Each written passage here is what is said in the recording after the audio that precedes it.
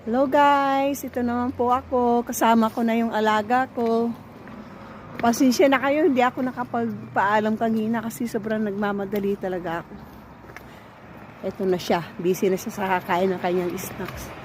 Hindi ko siya maipokus sa video guys kasi bawal naman talaga. Nahagip lang yata ng konti. Ayan. Maglalakad na po ulit kami, pauwi. Kahit tandahan na lang yung lakad namin, okay lang kasi kasama ko na rin naman siya. Ano na po dito? 6:10. Alas 6 Gs. Pero ang liwanag pa, parang alas 4 pa lang.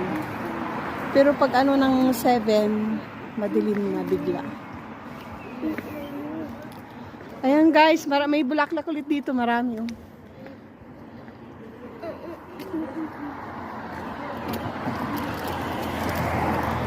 Napakaganda ng bulaklak na yan, lalo na kung lahat is namumulaklak.